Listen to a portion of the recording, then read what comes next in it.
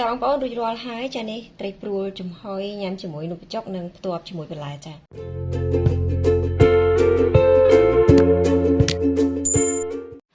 សួស្តីបងប្អូនចាថ្ងៃនេះនេះខ្ញុំមកធ្វើត្រីព្រួលចំហុយទឹកស៊ីអ៊ីវញ៉ាំជាមួយនំបញ្ចុកបងប្អូនចានេះខ្ញុំមានត្រីព្រួលនេះចំនួន1ក្បាលនេះខ្ញុំកាត់ជា2មួយក្បាលនេះ7ខាំបងប្អូនចា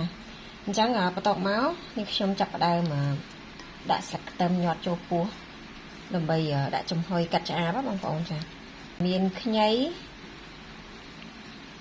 ហើយនឹងខ្ទឹមសបងប្អូនចាយើងហាន់វាមកចាបន្តមកទៀតនេះខ្ញុំដាក់ទឹកស៊ីអ៊ីវនិយាយទៅយើងប្រើតែទឹកស៊ីអ៊ីវឯងយើងអត់ប្រើអីផ្សេងទៀតទេណាបងប្អូនចា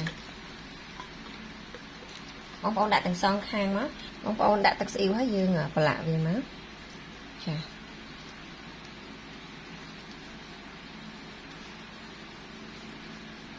ចារួចរាល់ហើយយើងយកទៅដាក់ចំហុយ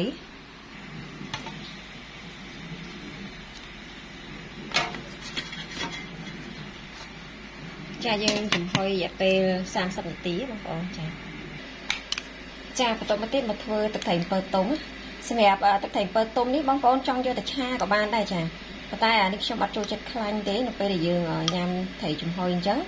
នេះខ្ញុំចាក់ទឹកក្តៅចូលនឹងអំពិលទុំហើយទុកឲ្យអំពិលហ្នឹងរីកចាហើយយើងជ្រុំយកទៅទឹកទេចានិយាយទៅតាមចំណង់ចំណូលចិត្តបងប្អូនចូលចិត្តបែបណាយើងដាក់បែបហ្នឹងទៅចាបន្តមកទៀតទឹកត្រី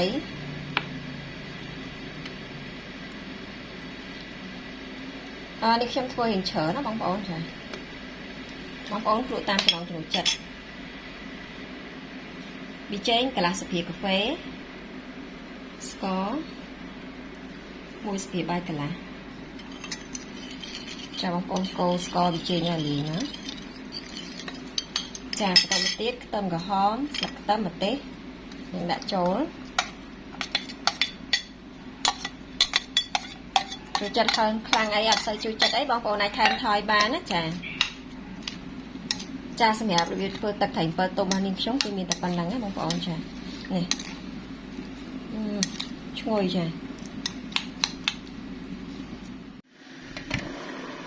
ាបងប្អូននេះ30នាទីក្រោយចា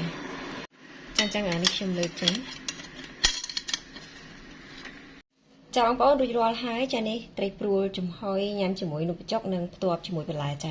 សម្រាប់បន្លែបងប្អូនចូលចិត្តបន្លែយើងដាក់បន្លែហ្នឹងមកចាឥឡូវនេះមកភ្លក់ជាមួយនឹងខ្ញុំបងប្អូនចានេះបងប្អូនដាក់បន្លែគ្រប់មុខមកចាមានជីមានសក់ការ៉ុតនំបញ្ចុកចាបន្ទាប់មកយើងនេះបងប្អូនហើយត្រីហ្នឹងគឺគេអត់ចោលសកៃទេបងប្អូនចាអត់ចោលសកាសុំទោសត្រីព្រួលហ្នឹងគឺគេញ៉ាំទាំងសកាចានេះចានេះទឹកត្រីអំពិលទុំរបស់យើងអូយទឹកត្រីអំពិលទុំនេះគឺឆ្ងាញ់ហ្មងចានេះខ្ញុំចូលចិត្តធ្វើអញ្ចឹងបងប្អូនចានេះ